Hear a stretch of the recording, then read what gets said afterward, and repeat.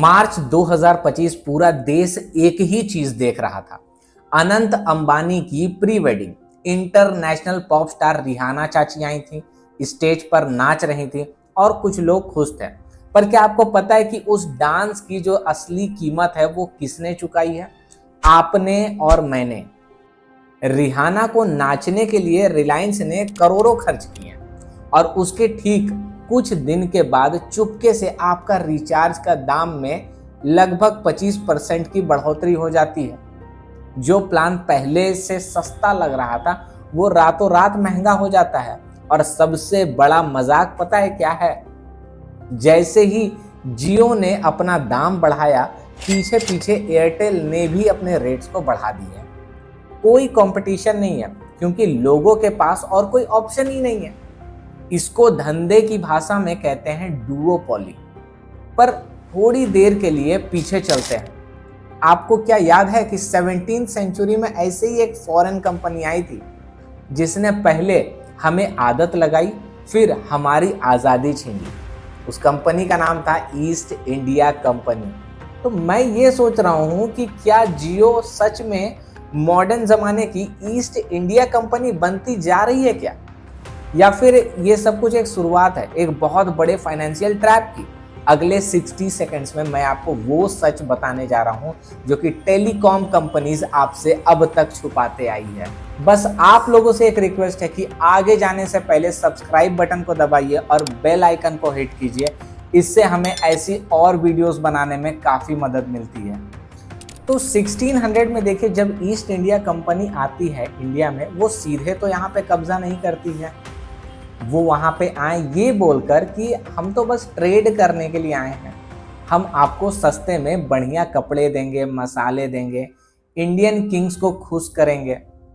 और हमने क्या दी? उन्हें जगह दे दी। एग्जैक्टली 416 साल के बाद सितंबर 2016 में एक नया धमाका होता है मार्केट में आता है जियो। उन्होंने कहा सब कुछ फ्री है भाई, अनलिमिटेड 4G डाटा है, कॉलिंग भी फ्री है, रोमिंग भी फ्री है, सब कुछ। सब पागल हो गए थे, लाइन में खड़े हो गए थे और सिम कार्ड ले रहे थे। पूरा देश ने तो एक नया नशा पकड़ लिया था, free unlimited high speed internet का नशा। देखिए, जब कोई चीज आपको फ्री मिलती है ना, तो आप ये मत सोचिए कि वो एक्चुअली में आपको फ्री मिल रही है, क्योंकि आपका डिपेंडेंस उस प्रोडक्ट के ऊपर हो जाता है। जियो का प्लान सिंपल था, प्रीडेटरी प्राइसिंग, इतना सस्ता करो कि बाकी सारी कंपनी मर जाएं। और वही हुआ। Tata Docomo, Aircel, Telenor, idea, Vodafone, सबका खेल खत्म हो गया। आपस में सब मर्ज होकर के भी कुछ नहीं कर पाएंगे। ईस्ट इंडिया कंपनी ने भी पहले लोकल राजाओं को आपस में लड़ाया, उनका बिजनेस खत्म कर दिया, और जब कोई नहीं बचा तब उन्होंने अपना असली रंग दिखाना चालू किया। अब सोचिए, जब मार्केट में सिर्फ 2 ही खिलाड़ी बचेंगे तो क्या आप उनसे सवाल कर पाएंगे क्या? बिल्कुल भी नहीं। पर हाँ, रुकिए, आप सोच रहे होंगे कि अरे हमारे पास तो BSNL है ना भाई, ये तो गवर्नमेंट की है। तो चलिए, BSNL का वो सच मैं आप लोगों को दिखाना चाहता हूं जो कि आपको ना अंदर से रुला देगा। जब प्राइवेट कंपनीज आग मूत रही थी ना, तब हमारा सरकारी BSNL कहाँ था? BSNL का हाल आज वैसा सरकारी बस के तरह हो गया है ना, जिसका इंजन फेल हो चुका है, ब्रेक फेल हो चुका है, बस वो रुकने के इंतजार कर रही है। किसी पेड़ में जाकर वो एक टक्कर मारेगी और रुक जाएगी, खत्म हो जाएगी वहीं। वहां के मैक्सिमम एम्प्लॉयज अब सिर्फ रिटायरमेंट की वेट कर रहे हैं। उन्हें इस बात से कोई मतलब नहीं है कि देश में 5G चल रहा है या 6G चल रहा है या 7G। वो ऑफिस आते हैं, चाय पीते हैं और ये सोचते हैं कि घर जाकर अपना पोता पोती को खिलाना है। पेंशन का पेपर रेडी कर रहे हैं। कंपनी डूब रही है, डूबने दो, उनको मतलब नहीं है, वो अपना लीव लगाए जा रहे हैं। जब पूरे देश को 4G की जरूरत थी, BSNL फाइल खेल रहा था।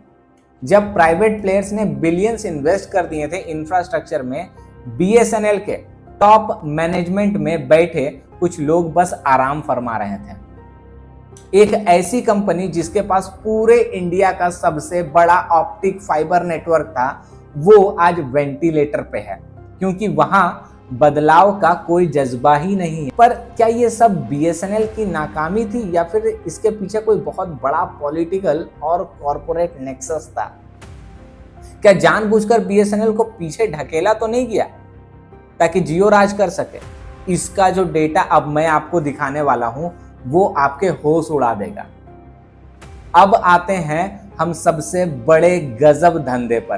कहने को तो जियो और एयरटेल एक दूसरे के दुश्मन हैं, एड्स में लड़ते हैं, ट्विटर पर एक दूसरे को ट्रोल करते हैं, बट जब बात आती है जनता की जेब से पैसे काटने की तो ये दोनों चोर चोर मौसेरे भाई बन जाते। डेटा देखिए, जून जुलाई 2024 में जियो ने अपना बेसिक प्लान बढ़ाया, अगले ही दिन एयरटेल ने भी लगभग एग्जैक्ट उतने ही % से अपना भी प्लान का दाम बढ़ा दिया।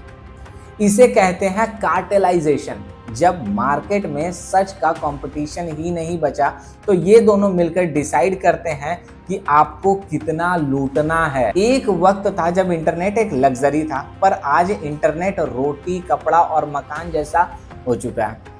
एक गरीब का बच्चा जो YouTube से पढ़ता है, एक ऑटो वाला जो UPI पेमेंट लेता है और एक डिलीवरी बॉय जो जोमेटो पर मैप देखता है, उनके लिए हर महीने 50-100 रुपए बढ़ना कोई छोटी बात नहीं है। पर इन कॉरपोरेट जाइंट्स को आपके बजट से कोई मतलब नहीं है। उन्हें तो बस अपना ARPU, एवरेज रेवेन्यू पर यूजर को बढ़ाना है। ये सब चीज देख के ना मुझे ईस्ट इंडिया कंपनी की एक बात याद आ गई कि पहले उन्होंने टैक्स फ्री ट्रेड करने का लालच दिया, फिर धीरे धीरे ना वो लोग लगान लेने चालू कर दिए, फिर लगान इतना बढ़ा दिया कि लोग भूखे मरने लगे। उनका रेवेन्यू बढ़ता गया। आज का लगान डिजिटल है। अगर आप रिचार्ज ही नहीं करोगे तो आप मॉडर्न दुनिया से ही कट हो जाओगे।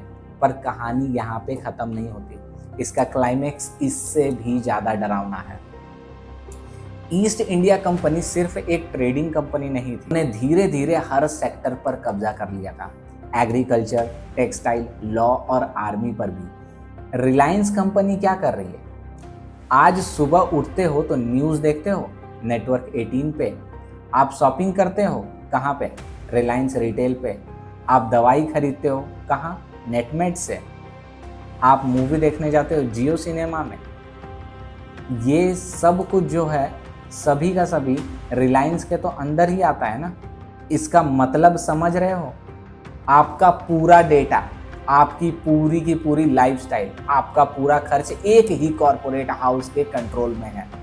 कल को अगर इन्होंने किसी एक डिजिटल सर्विस का दाम दुगना भी कर दिया तो आपके पास स्विच करने का कोई ऑप्शन ही नहीं होगा, क्योंकि मार्केट में कोई बचा ही नहीं है भाई। ये एक ऐसी साइलेंट डिजिटल डिक्टेटरशिप है जिसमें कोई बंदूक नहीं चलाई जा रही है, कोई खून भी नहीं बह रहा है, पर फिर भी हम सब धीरे धीरे एक कॉरपोरेट एंटाइटी के गुलाम बनते जा रहे हैं। तो क्या जियो सच में नेक्स्ट ईस्ट इंडिया कंपनी बनती जा रही है? फर्क सिर्फ इतना है कि ईस्ट इंडिया कंपनी बाहर से आई थी और ये हमारा देश का खुद का कंपनी है। ये हमारी अपनी कंपनी है जो पैसा देश में रख रही है, पर जा तो कुछ और ही गिने चुने लोगों के हाथों में रही है। उसका फायदा तो कुछ वेल्थी इंसानों को मिल रहा है, सेंट्रलाइजेशन हो रहा है। अगर हम आज भी चुप रहें, अगर हमने BSNL को बचाने की मांग नहीं की, अगर हमने इस कॉरपोरेट डुओपोली के खिलाफ आवाज नहीं उठाई, तो वो दिन दूर नहीं है जब हमारी डिजिटल आज़ादी पूरी तरह से एक रिचार्ज प्लान के अंदर कैद होकर रह जाएगी। तो दोस्तों, अगली बार जब भी आप अपना रिचार्ज करें, रिचार्ज खत्म हो जाए, तो एक चीज़ ना जरूर सोचिएगा कि क्या आप अपने सर्विस का बिल भर रहे हैं या फिर अपनी डिजिटल गुलामी की किस्त चुका रहे हैं। आपको क्या लगता है इन सब विषय में जरूर बताइएगा कमेंट में। थोड़ा सा भी अच्छा लगा हो हमारा ये वीडियो तो लाइक ज़रूर कीजिएगा और मिलते हैं नेक्स्ट वीडियो में। तब तक के लिए जय हिंद।